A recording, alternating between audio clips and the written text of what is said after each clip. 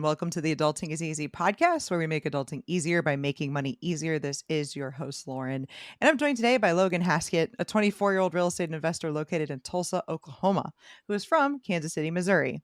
A former HVAC technician, Logan started a wholesaling real estate company at 21 years old. He grew it into a nationwide wholesale company, doing deals in 48 states. After exiting the wholesale business in 2021, Logan is currently focused on buy and holds and preparing to welcome his baby girl. Thanks for joining me, Logan, and congratulations on the new baby. Yeah, absolutely. And thank you. Absolutely. I'm excited about it. And I do want to let everybody know that this episode is brought to all of you by Steadily Insurance. Steadily covers many kinds of properties: single family, multifamily, vacant, restorations, apartment buildings, condos, and manufactured homes. They also cover Airbnbs and VRBOs, which, if you've listened to this at all, you know I am heavily invested in. So if you rent property to others, support this podcast by clicking the link in the show notes and getting a quote today. So, Logan, our goal for today is to make adulting easier for listeners by discussing a personal finance topic, since managing money is a huge part of adulting. And today, let's talk about getting started in real estate in 2023. But before we get into that, I'm curious, why did you get into real estate in the first place? I got into real estate because when I was an HVAC technician, I was working really long hours during the summer. Here in Oklahoma, it gets super hot. And so, I was working 60, 70 hours every week, very labor intensive job. And I knew that wasn't what my end goal was, at least. So I saw one of my buddies in Kansas City making a lot of money. And so I asked him what he was doing, and he said he was wholesaling real estate. And so I actually just started listening to podcasts. Max Maxwell, if you're familiar with him, I was listening to his podcast a lot, and he always had guys on there that were talking about wholesaling. And so I actually joined a mentorship group from a guy named Tommy Holt out in Atlanta, and he was my first mentor in real estate and really kind of showed me the beginning steps of wholesaling. From there, the rest has been history. Interesting. Okay, so you saw somebody else making some money. How'd you know that that person was making money? They were posting checks on their Instagram stories, and they were posting videos of them walking houses and stuff. And he was only a year older than me, so I knew he didn't have like a ton of capital to really, or at least that's what I thought. He didn't have a ton of capital to throw at real estate. So I was just genuinely curious at how he was, buying properties, and turns out he was wholesaling. So Gotcha. Okay. So pretty straightforward that that person was making money. They were literally posting checks. Okay. So this person's making money. You ended up getting a mentor. So mentoring can get kind of a bad rap, especially if it's paid. So I'm glad to hear that that worked out for you. Do you have anything that you want people to know about that? one, it was really affordable, and Tommy's just a really good dude. We become personal friends. I've literally been to his house in Atlanta. That's the reason I joined it. It was because it was affordable. I think it was $50 a month. I actually booked a call with him too. It was like $100 or something, and that's when I was trying to do wholesaling just on my own. And he was just brutally honest with me, and I respect people like that. And so, just from my judge of character, I knew that he was somebody that I wanted to learn from in the real estate game. And he was a no BS kind of guy, would actually sit down and show you the raw numbers of his company. So I knew that he was a good mentor for sure. Gotcha. Okay. So he was into this friend that you saw was into wholesaling. This mentor is into wholesaling. Can you tell people what that is? Yeah. So wholesaling is, I like to simple it down and just call it flipping contracts, because that's essentially what it is. So if you get a house under contract for 100,000 and you sell the contract for 120,000, you keep that $20,000 split. And so typically, there's no wrong or right way or even traditional way. You can do it with on-market properties if you do it correctly, and you can do it with off-market. I focus on off-market, and then you get it under contract and you sell that contract to an end investor, but it's usually a deeply discounted property. So properties that are distressed. So anyone that's listening, don't try to go put a retail home under contract to wholesale it. Yeah, you can't pay market price and then flip it, like, flip the contract. It doesn't yeah, it doesn't work like that, and I love how you described that, right? And there is out there a place for wholesalers. We had the Monopoly Bros on a few episodes back, and they were talking about wholesaling. There's a total market for it. There's a place for them in the real estate investing game. When you got into wholesaling, were you, like, immediately successful? Yes and no. I mean, it took me, 4 months to get my first deal, and I'll tell you a funny story about that. But I, you know, kind of hate to admit it because I really hate liars, but I was lying to my boss at the HVAC company I was working for that I had to go to doctor's appointments, family arrangements, etc. Because I just literally didn't have time to go on appointments to meet with sellers. So it was kind of, just it took what it took. After that first deal, I sold the contract and I only made $2,500. And I'm not recommending this at all to your listeners, but I quit my job within a week after that because I just saw how possible it was to work for myself. But looking back on it, probably a really irresponsible decision that I made, and it almost broke me. But here I am today. So, So you made $2,500. There is something about that first bit that you make on your own that didn't come from a job that just it's hmm so much more rewarding and gratifying than any check I've ever gotten for my job, no matter how big that is. Even like a small sponsorship deal or something for this podcast. I'm like, that is so much more rewarding than these commission checks I get from yeah, my sales job. 100%. Yeah, it's funny too because when you're in a mentorship group and you have other people wholesaling and people are talking about their deals, $2,500 is a small deal. And so I was really happy that I did my first real estate transaction. But I remember I called my dad and I was like, yeah, but it's only $2,500. And I'll never forget what he said to me. He said, dude, 99% of people in America never make $2,500 on like a side gig. And I was like, man, that's true. So that always stuck with me for sure. But, um, but yeah, I mean, just like you said, whenever you get that first initial feel of like, wow, this is actually possible, and I can make money on my own. It's a pretty much life changing experience. Well, you literally changed your life because the next week that was not your side thing anymore. That was your main thing. Yeah, literally. So, can you tell us more about that first deal other than the 2,500 bucks? Yeah. It's actually interesting. It was a. This is definitely not how many people do their first deal, but I sold the house on a contract for deed terms. It was pretty funny because the buyer, knew that I had no idea what I was doing, and he actually wrote up a contract for me. But he was a really cool dude. He helped me out with the seller, and the seller was, just he just wanted out of the deal, so he was willing to do terms, and that's how we did it. But I don't know if there's many people that their first real estate deal they do a creative finance deal. But I'm glad that it happened to me because it taught me all about it on my very first one.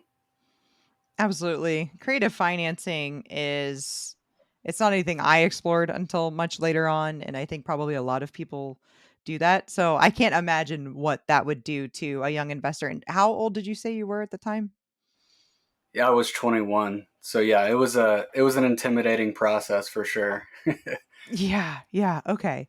So, just question about the HVAC thing. Did you ever think, "I'm gonna open a HVAC business and run that and get people to work for me?" Did you ever consider that? Being kind of entrepreneurial, but also having that technician background. I always wonder about those kinds of folks. Yeah, for sure. I wanted to transition into sales because sales is kind of like, I guess, one of my passions, anyways. But when you get in the industry, you learn that those sales guys hold those jobs forever. And so you're not going to get that job unless they leave. And, I wasn't willing to stay at a company for 10 years to hope to get to apply for a job that I'm not promised. But yeah, I also thought about opening my own company. And I know this is getting released at a later date. And I did say that I was announcing a new company that I built. And I actually just started an HVAC company. Oh, there you go. So breaking news. Yeah. Yeah, so this comes out late February. So the news will be far and Sweet. wide by then. Yeah, we're good. We're good. Awesome. Congrats. Good. My husband and I, being in real estate, we're dealing with a lot of trades constantly. And we always kind of think like, man, if we put our business minds to this, I feel like we could do a better job than most of these people.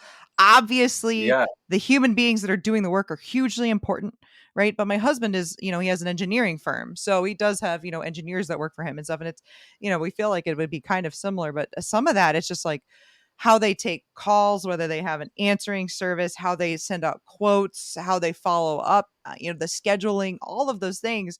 I feel like sometimes if you put just some rigor and some entrepreneurial mindset behind it, you could really, really succeed. And you already have the actual technician background. So that's why I asked. Yeah. Yeah. I'll give some friendly advice to people out there looking to start a business. Just like Lauren is saying, 99% of businesses suck. And it's just the truth. I mean, they're pretty terrible about most things. If you can just show up, you've already completed half the battle. And if you please the customer, I mean, you're pretty much, I don't want to say guaranteed to succeed, but it's a big part of it for sure.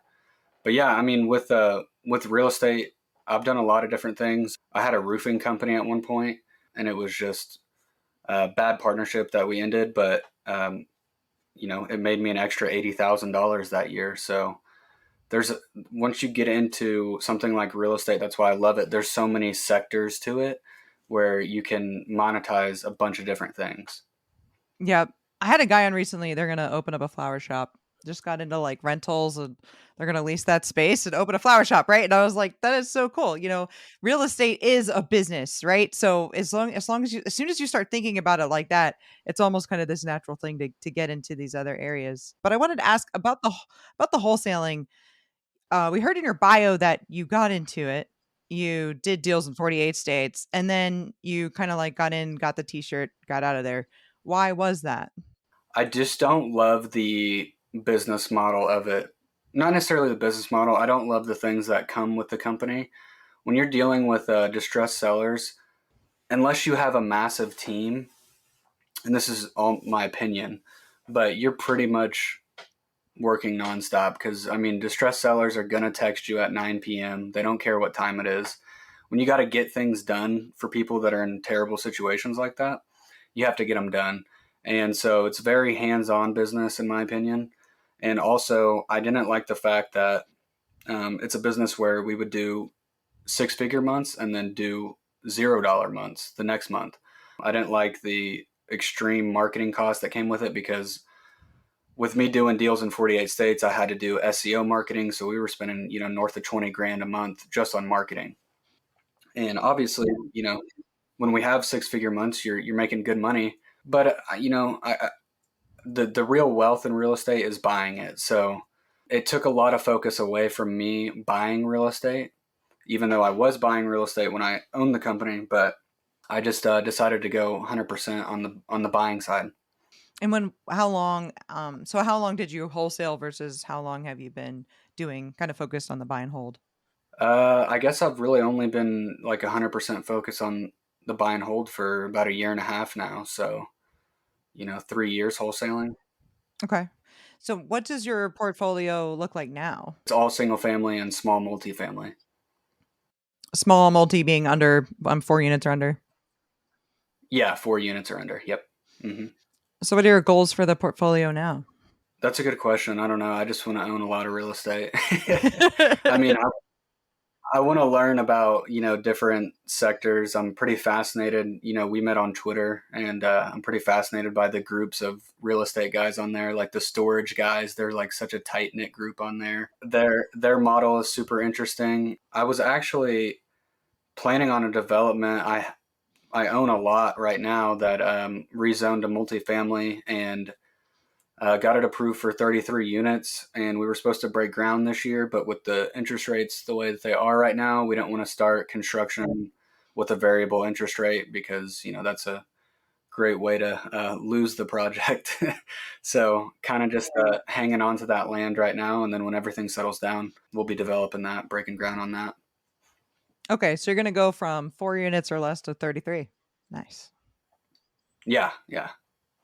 Yeah, and that was it was it's kind of disappointing, but it is what it is. The market changes because I felt like that was my catapult into a bigger multifamily, something like that on my books, Class A asset. The banks love it. Something that I can put a huge line of credit on, but it just didn't work out at this time, but it will in the future. So What's your favorite thing about investing in real estate? probably the freedom that comes with it. I can literally, if I don't want to work, I don't have many of those days, but if I don't want to do anything, I can do that. And I just love how lucrative it is, how many sectors of real estate there are. Like I still even wholesale here and there today. If I have a deal sent to me that falls in my lap and I don't want to buy it and I can sell it and make a good wholesale fee on it, I will. So I just love how many different ways you can make money, how creative you can get with it. I love how creative you can get on underwriting, negotiating with sellers. You even get to sharpen up on your sales skills with sellers. So it's just an industry that has so many things involved with it. So Yeah, definitely. I mean, we've covered some of them on this podcast. I mean, we talked about wholesaling, we've talked about buy and hold. Obviously, I always talk about the, the short-term rental game. There's those large multis. I mean, you can do value add investing or you can buy. I know people that buy land and they're investing and they're basically betting that just the land is going to appreciate and they're going to sell it to a developer one day. I know I'm missing a lot, but there's so much that you can do in real estate. And I encourage people often in my coaching sessions or things like that to start just start with one thing, right? Get your criteria, start with one thing, and it's okay to change. It's okay to do wholesaling for 3 years in 48 states and then decide, you know what?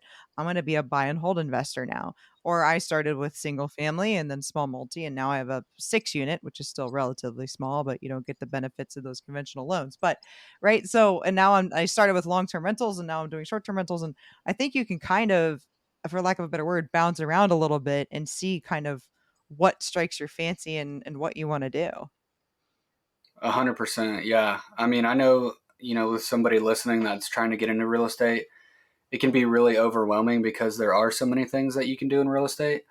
But I'll just say it bluntly. I don't believe in the guys that say, focus on one thing 100%.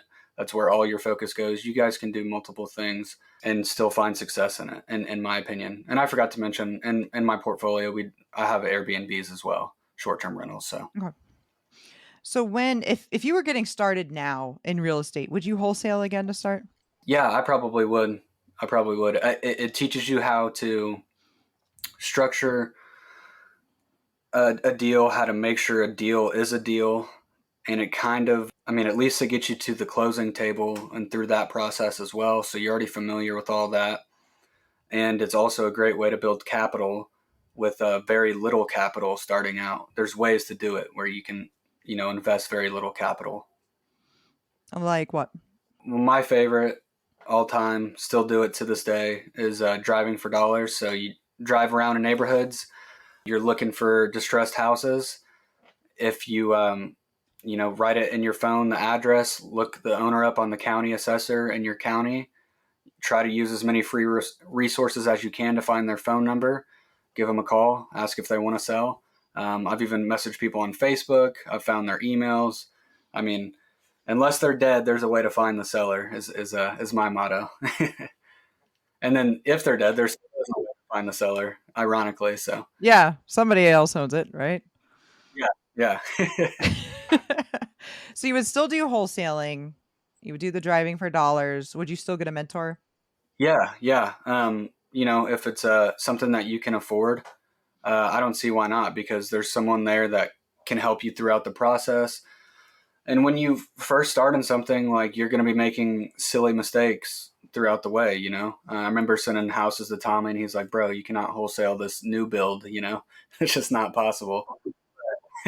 So you do silly things like that, and at least you have, a shoulder to lean on and somebody to ask questions to, and they can give you, valuable feedback. So yeah, I do think a mentor is important for sure. And if you were starting out, what else would you do to kind of learn about real estate? Um, I mean, just learn as much as you can through like podcasts, There's so many YouTube videos out by now, obviously. Connecting with people. We met on Twitter. Twitter is a great tool to connect with people. I'm meeting all kinds of people in real estate on Twitter, and it's awesome. Getting around the right people, going to your local REIA meetings, which is real estate investor associations. They're free most of the time. You can look them up on Facebook. Type in the city you live in and REIA on Facebook, and go to their meetings, and you can meet buyers there. You can meet wholesalers. You can meet developers. There's all kinds of guys there, and usually the people who run the RIAs are really big players in your market, so you can learn a lot from them, and they bring in a lot of guest speakers and stuff like that. So I think that's a great tool to learn in real estate, and especially if you are getting into real estate and you want to get into wholesaling and you're thinking I don't have enough I don't have any buyers. Well, when I first got into wholesaling, that's exactly what I did. Is I presented a deal at a REIA meeting. They had a time where they let wholesalers come up and present deals to the audience. So, Logan, that's great advice. What is something that listeners then can do this week to get them ready to invest in real estate? This week, I would first search for your city's REIA. I would join it on Facebook, connect with people on there, connect with people on Twitter, Instagram, anything that you can connect with people on. And if you're looking to get into wholesaling, start driving for dollars this week and start marking down properties. Start to call owners and start to get familiar with cold calling and getting comfortable with it. Well, that's awesome advice. Is there anything else you want to add, Logan, before you wrap up? If you're looking into real estate, to get into real estate, it can be a tough game at times, but just remember that it's made more millionaires than any other industry. I don't care what the life insurance guys say. That's bullshit. They did not create the most millionaires. Real estate definitely did. Just keep on with it and keep finding good deals and keep buying them. Love it. Yeah. Remember why you got started Yeah, when it gets hard. 100%. 100%. Can you tell people how to get in touch with you? Yeah, absolutely. Instagram is at Logan Invests, and then everything else is just at Logan Haskett. So Facebook, YouTube, Twitter, everything else is Logan Haskett. So, and if you look me up on Instagram under my name, you'll find me. Gotcha. Cool. All right. I got that. That's in the show notes. And everybody, you can follow me on Twitter at Adulting is Easy. I started a YouTube channel as well. It's at Adulting is Easy. Please, please, please subscribe. I'm also on Facebook, or you can email me at realadultingiseasy@gmail.com. Thanks again for listening, everybody. Hopefully, Logan and I have made adulting a little easier for you.